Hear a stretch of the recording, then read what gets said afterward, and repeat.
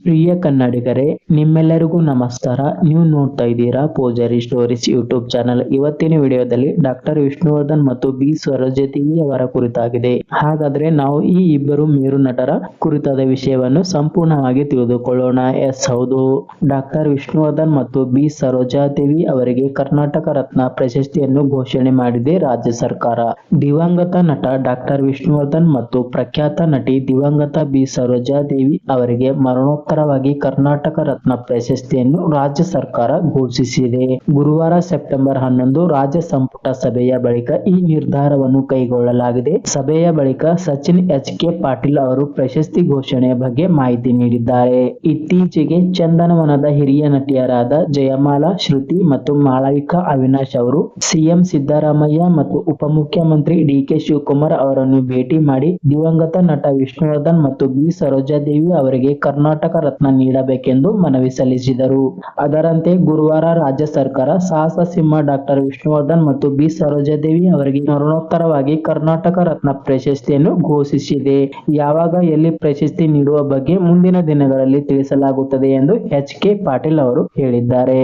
ರಾಷ್ಟ್ರಕವಿ ಕುವೆಂಪು ಅವರಿಗೆ ಮರಣೋತ್ತರ ಭಾರತ ರತ್ನ ನೀಡಲು ಕೇಂದ್ರಕ್ಕೆ ಶಿಫಾರಸು ಮಾಡಲಾಗುವುದೆಂದು ಸಭೆಯಲ್ಲಿ ನಿರ್ಧಾರ ಕೈಗೊಳ್ಳಲಾಗಿದೆ. ವಿಷ್ಣುವರ್ಧನ್ ಅವರಿಗೆ ಕರ್ನಾಟಕ ರತ್ನ ನೀಡಬೇಕೆನ್ನುವುದು ಅವರ ಅಭಿಮಾನಿಗಳ ಬಹು ಸಮಯದ ಕನಸಾಗಿತ್ತು. ಈ ಬಗ್ಗೆ ಹಲವು ಬಾರಿ ಅಭಿಮಾನಿಗಳು ಸರ್ಕಾರಕ್ಕೆ ಮನವಿಯನ್ನು ಸಲ್ಲಿಸಿದರು. ಇತ್ತೀಚೆಗೆ ಭಾರತಿ ವಿಷ್ಣುವರ್ಧನ್, ಅನಿರುದ್ಧ್ ಕೂಡ ಭೇಟಿಯಾಗಿ ಕರ್ನಾಟಕ ರತ್ನ ನೀಡುವ ಬಗ್ಗೆ ಮನವಿ ಸಲ್ಲಿಸಿದರು.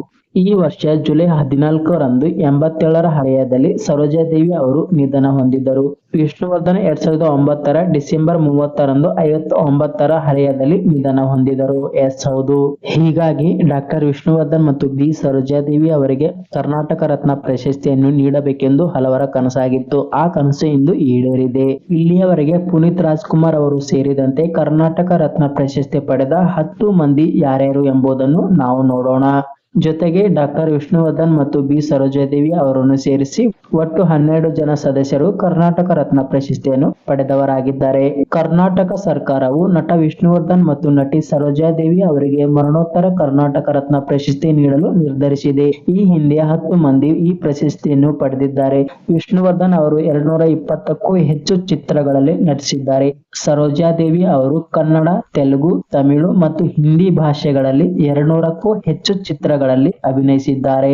ಅವರಿಗೆ ಪದ್ಮಶ್ರೀ ಮತ್ತು ಪದ್ಮಭೂಷಣ ಪ್ರಶಸ್ತಿಗಳು ಲಭಿಸಿವೆ. 3 ವರ್ಷಗಳ ಬಳಿಕ ಕರ್ನಾಟಕ ಸರ್ಕಾರವು ಕರ್ನಾಟಕ ರತ್ನ ಪ್ರಶಸ್ತಿಯನ್ನು ಘೋಷಣೆ ಮಾಡಿದೆ. ಅದರಲ್ಲೂ ಸಿನಿಮಾ ಕ್ಷೇತ್ರದ ಇಬ್ಬರು ಸಾಧಕರನ್ನು ಗುರುತಿಸಿದ್ದು, ನಟ ವಿಷ್ಣುವರ್ಧನ್ ಹಾಗೂ ನಟಿ ಸರೋಜಾದೇವಿ ಅವರಿಗೆ ಮರಣೋತ್ತರ ಕರ್ನಾಟಕ ರತ್ನ ಪ್ರಶಸ್ತಿ ನೀಡಿ ಗೌರವಿಸಲು ನಿರ್ಧರಿಸಿದೆ. ಇದಕ್ಕೂ ಮುನ್ನ 10 ಮಂದಿ ಈಗಾಗಲೇ ಕರ್ನಾಟಕ ರತ್ನ ಪ್ರಶಸ್ತಿಗೆ ಭಾಜನರಾಗಿದ್ದಾರೆ. 1991ರಲ್ಲಿ ಮೊದಲ ಬಾರಿಗೆ ಕರ್ನಾಟಕ ರತ್ನ ಪ್ರಶಸ್ತಿಯನ್ನು ನೀಡಲು ಪ್ರಾರಂಭ ಮಾಡಲಾಯಿತು. ಈ ಪ್ರಶಸ್ತಿಯನ್ನು ಒಂದೇ ಕ್ಷೇತ್ರಕ್ಕೆ ಸೀಮಿತವಾಗಿರದೆ ಯಾವುದೇ ಕ್ಷೇತ್ರದಲ್ಲಿ ಅಸಾಧಾರಣ ಕೊಡುಗೆಯನ್ನು ಸಲ್ಲಿಸಿದ ವ್ಯಕ್ತಿಗಳಿಗೆ ನೀಡಲಾಗುತ್ತದೆ. ಕರ್ನಾಟಕ ರತ್ನ ಪ್ರಶಸ್ತಿ ಪಡೆದವರು ಇವರೇ. ಹಾಗಾದರೆ ಯಾರು ಎಂಬುದನ್ನು ನಾವು ಇವಾಗ ತಿಳಿದುಕೊಳ್ಳೋಣ. 1992ರಲ್ಲಿ ಕುವೆಂಪು ಸಾಹಿತ್ಯ ಕ್ಷೇತ್ರದಲ್ಲಿ, 1992ರಲ್ಲಿ ಡಾಕ್ಟರ್ ರಾಜ್ಕುಮಾರ್ ಸಿನಿಮಾ ಕ್ಷೇತ್ರದಲ್ಲಿ, 1999ರಲ್ಲಿ ಎಸ್ ನಿಜಲಿಂಗಪ್ಪ ರಾಜಕೀಯ ಕ್ಷೇತ್ರದಲ್ಲಿ, 2000ರಲ್ಲಿ ಸಿ.ಎನ್.ಆರ್. ರಾವ್ ವಿಜ್ಞಾನ ಕ್ಷೇತ್ರದಲ್ಲಿ, 2001ರಲ್ಲಿ ದೇವಿ ಪ್ರಸಾದ್ ಶೆಟ್ಟಿ ವೈದ್ಯಕೀಯ ಕ್ಷೇತ್ರದಲ್ಲಿ, 2005ರಲ್ಲಿ ಭೀಮಸೇನ ಜೋಶಿ ಸಂಗೀತ ಕ್ಷೇತ್ರದಲ್ಲಿ, 2007ರಲ್ಲಿ ಶ್ರೀ ಶಿವಕುಮಾರ ಸ್ವಾಮೀಜಿ ಸಮಾಜ ಸೇವೆಯಲ್ಲಿ, 2008ರಲ್ಲಿ ದೇ ಜವರೇಗೌಡ ಸಾಹಿತ್ಯ ಕ್ಷೇತ್ರದಲ್ಲಿ, 2009ರಲ್ಲಿ ಡಾಕ್ಟರ್ ವೀರೇಂದ್ರ ಹೆಗ್ಡೆ ಸಾಮಾಜಿಕ ಸೇವೆಯಲ್ಲಿ, 2022ರಲ್ಲಿ ಡಾಕ್ಟರ್ ಪುನೀತ್ ರಾಜ್ಕುಮಾರ್ ಸಿನಿಮಾ ಮತ್ತು ಸಮಾಜ ಸೇವೆಯಲ್ಲಿ ಇವರು ಕರ್ನಾಟಕ ರತ್ನ ಪ್ರಶಸ್ತಿಯನ್ನು ಪಡೆದವರಾಗಿದ್ದಾರೆ. ಈ 10 ಜನರಲ್ಲಿ ಸಿನಿಮಾ ಕ್ಷೇತ್ರದವರೇ ಮೇಲುಗೈ ಸಾಧಿಸಿದ್ದಾರೆ. ಹೌದು, ಸಿನಿಮಾ ಕ್ಷೇತ್ರದ್ದೇ ಮೇಲುಗೈ. ಈ ಹಿಂದೆ ನೀಡಿದ 10 ಕರ್ನಾಟಕ ಪ್ರಶಸ್ತಿಗಳು ಹಾಗೂ ಹೊಸದಾಗಿ ಘೋಷಣೆಯಾಗಿರುವ ಪ್ರಶಸ್ತಿಗಳು ಸೇರಿ ಒಟ್ಟು 12 ಮಂದಿಯಲ್ಲಿ 4 ಮಂದಿ ಸಿನಿಮಾ ಕ್ಷೇತ್ರದವರಾಗಿದ್ದಾರೆ. ನಟ ವಿಷ್ಣುವರ್ಧನ್ ಅವರು 220ಕ್ಕೂ ಹೆಚ್ಚು ಚಿತ್ರಗಳಲ್ಲಿ ನಟಿಸಿ 14 ಬಾರಿ ದ್ವಿಪಾತ್ರಗಳಲ್ಲಿ ಕಾಣಿಸಿಕೊಂಡಿದ್ದಾರೆ. 7 ಫಿಲ್ಮ್ ಫೇರ್ ಪ್ರಶಸ್ತಿಗಳು, 8 ಕರ್ನಾಟಕ ರಾಜ್ಯ ಚಲನಚಿತ್ರ ಪ್ರಶಸ್ತಿಗಳು ಸೇರಿದಂತೆ ಅನೇಕ ಪ್ರಶಸ್ತಿಗಳನ್ನು ಗೆದ್ದಿದ್ದಾರೆ. ಭಾರತೀಯ ಚಿತ್ರರಂಗಕ್ಕೆ ಅವರ ಕೊಡುಗೆಯನ್ನು ಗುರುತಿಸಿ ಕರ್ನಾಟಕ ಸರ್ಕಾರವು ವಾರ್ಷಿಕ ಪ್ರಶಸ್ತಿಯನ್ನು ಅವರ ಹೆಸರಿನಲ್ಲಿ ಮರುನಾಮಕರಣ ಮಾಡಿತ್ತು. ಪಂಚಭಾಷೆ ತಾರೆಗೆ ಒಲಿದ ಪ್ರಶಸ್ತಿ. ಎಸ್ ಹೌದು, ಬಿ ಸರೋಜಾದೇವಿ ಅವರು ಬೆಂಗಳೂರು ಮೂಲದ ದಕ್ಷಿಣ ಭಾರತದ ಖ್ಯಾತ ನಟಿ. ಕನ್ನಡ, ತೆಲುಗು, ತಮಿಳು ಮತ್ತು ಹಿಂದಿ ಭಾಷೆಗಳಲ್ಲಿ ನಟಿಸಿ ಅಭಿನಯ ಸರಸ್ವತಿ ಎಂದು ಖ್ಯಾತರಾಗಿದ್ದರು. ತಮ್ಮ 17ನೇ ವಯಸ್ಸಿನಲ್ಲಿ ಕನ್ನಡದ ಮಹಾಕವಿ ಕಾಳಿದಾಸ ಚಿತ್ರದ ಮೂಲಕ ಚಿತ್ರರಂಗ ಪ್ರವೇಶಿಸಿದರು. 5 ಭಾಷೆಗಳಲ್ಲಿ 200ಕ್ಕೂ ಹೆಚ್ಚು ಚಿತ್ರಗಳಲ್ಲಿ ನಟಿಸಿದ್ದಾರೆ. ಪದ್ಮಶ್ರೀ, ಪದ್ಮಭೂಷಣ ಪ್ರಶಸ್ತಿಗಳು ಲಭಿಸಿವೆ. 2025ರಲ್ಲಿ ಅನಾರೋಗ್ಯ ಕಾರಣಕ್ಕೆ ನಿಧನರಾದರು. ಪಂಚಭಾಷೆ ತಾರೆ ಬಿ ಸರೋಜಾದೇವಿ ಅವರು. ಡಾಕ್ಟರ್ ವಿಷ್ಣುವರ್ಧನ್ ಮತ್ತು ಬಿ ಸರೋಜಾದೇವಿ ಅವರು ಒಟ್ಟಿಗೆ ನಟಿಸಿದ ಸಿನಿಮಾಗಳು ಯಾವುವೆಂದರೆ, ಬಿ ಸರೋಜಾದೇವಿ ಅವರು ವಿಷ್ಣುವರ್ಧನ್ ಅವರಿಗಿಂತಲೂ ಬಹಳ ಹಿರಿಯ ನಟಿ.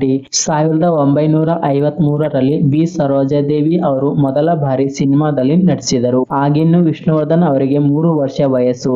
ಆದರೆ ಆ ನಂತರ ಇಬ್ಬರು ಸಹ ತಮ್ಮ ಪ್ರತಿಭೆ, ಶ್ರಮದಿಂದ ಚಿತ್ರರಂಗದಲ್ಲಿ ಮೇರು ನಟ ಮತ್ತು ಮೇರು ನಟಿಯಾಗಿ ಗುರುತಿಸಿಕೊಂಡರು. ಬಿ ಸರೋಜಾದೇವಿ ಅವರು ಕನ್ನಡದ ಅಪ್ರತಿಮ ನಟಿ.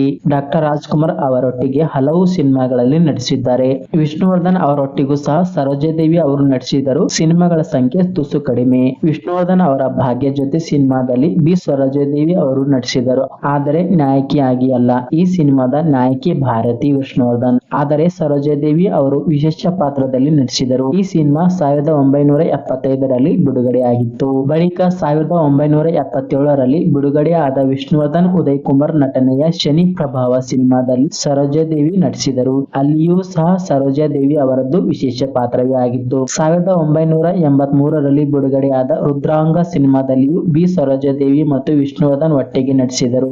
ರುದ್ರಾಂಗ ಸಿನಿಮಾದಲ್ಲಿ ಮಾಧವಿ ಅವರು ನಾಯಕಿಯಾಗಿ ನಟಿಸಿದರು.